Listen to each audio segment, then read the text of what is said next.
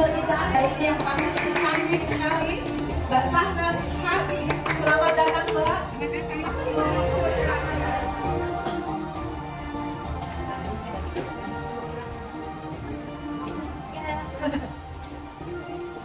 Selamat datang kami ucapkan kepada Mbak Sahnas Hadi di Wabri Regional Office Jakarta 2.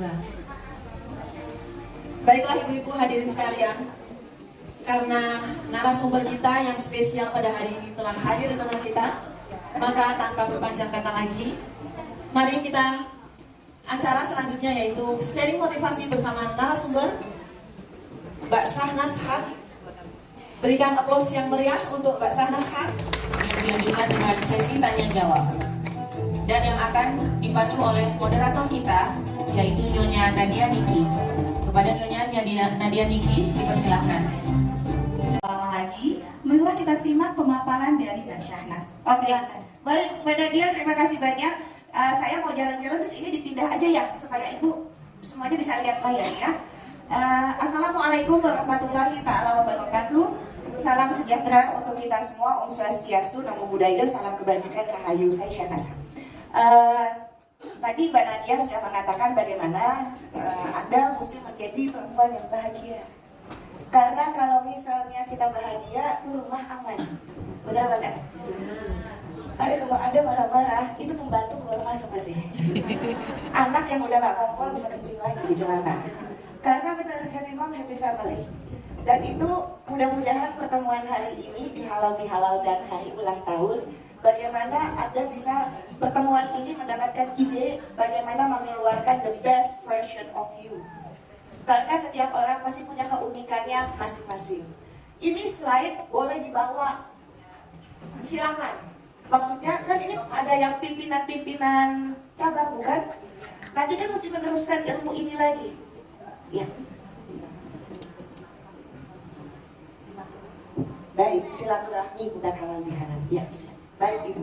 Nah, jadi pakailah slide ini untuk bisa dikasih lagi ke perempuan-perempuan yang Anda temui. Sehingga ilmunya jadi berkah. Karena kalau misalnya dapat ilmu kan jangan dikunyah di tulang sendiri ya, mesti dibagiin. Maka, punten bisa. Di sini ada pena sama kertas, nggak ada ya? Kalau nggak nyatet di handphone aja ya, kalau nggak ada. Karena banyak cekone-cekone yang ada di, ya yang saya omongin nggak ada di slide. Takutnya nanti lupa mau ngejelasinnya gimana. Karena manusia kan susah ingat, gampang lupa, iya nggak? Jadi kalau nyatet itu mau pakai handphone atau pakai kertas, maka akan lebih nempel di memori kita. Yang kedua adalah praktekin ya, ilmunya dipraktekin. Bisa karena biasa melakukannya. Oke, sama yang ketiga yang tadi, supaya makin jago ilmunya, ajarin lagi ke orang lain. Oke, kita mulai slide selanjutnya. Paham kan ini kalimat? Gak ada artinya kalau Anda gak berguna buat orang lain. Jabatan Anda, people look up to you, tapi gak ada gunanya kalau Anda tidak berguna buat orang lain. Maka coba cari yang disebut bahagia itu. Anda mesti sehat mentalnya. Bagaimana caranya menjaga kesehatan mental? Nah, sekarang pertanyaannya saya ubah. Tahu nggak gimana caranya hidup kita nyaman? Ayo bunyi. Ini kelas boleh bunyi dan tengah-tengah boleh nanya ya. Nggak pakai sesi tanya jawab. Gimana caranya hidup kita menjadi nyaman? Bersyukur. Apalagi sayang? Bahagia. Apalagi gila template banget jawaban. Ya. Apalagi? Menjadi diri sendiri. Oke. Tahu nggak bagaimana cara hidup kita nyaman? Gak usah lihat kenyamanan orang lain. Udah begitu aja. Karena penyakit itu datang kalau misalnya kita udah mulai komparasi dengan kenyamanan orang lain. Apalagi ini kan media digital 4.0. Semua kan serba flexing kan Ibu di sosial media. Percayalah sama saya, apa yang Anda lihat di sosial media pasti jauh dari sesungguhnya. Iya kan?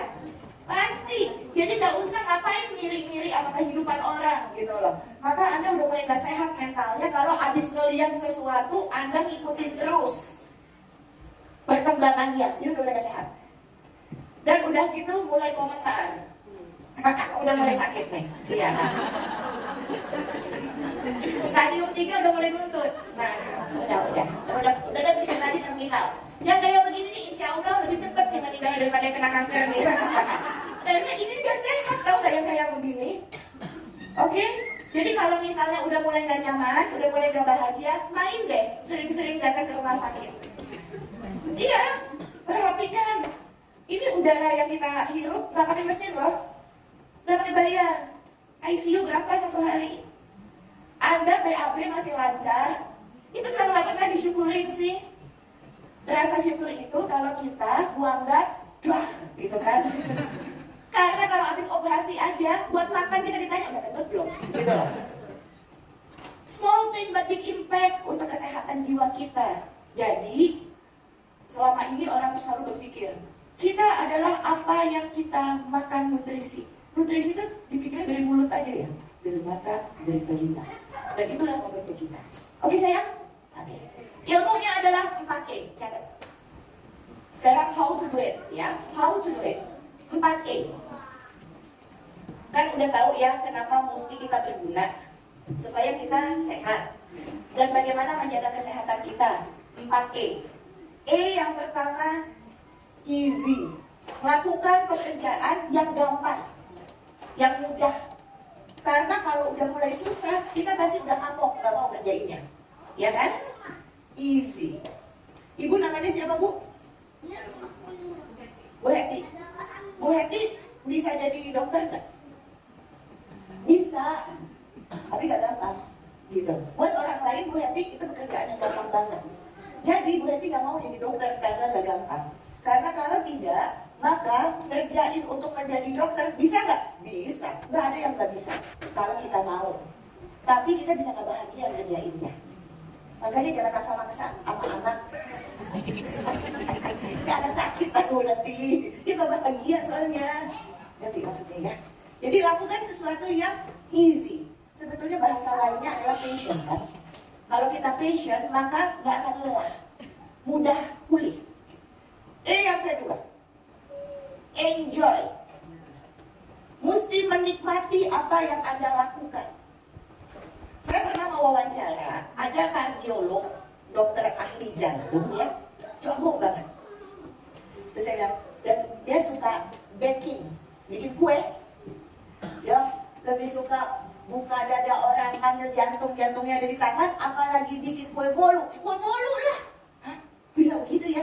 Kalau misalnya lagi di ruang praktek, saya selalu nanya sama susternya, berapa banyak lagi pasien saya? Kok selesai? Tapi kalau dia di kitchen setnya, itu bisa, nggak, katanya udah maghrib, kata dia gitu. Wah hebat ya. Ternyata orang bisa mengerjakan sesuatu yang belum tentu dia nikmatin. Jadi mesti menikmati. Yang kedua apa sayang? Yang pertama? Jangan. Yang ketiga, excellent.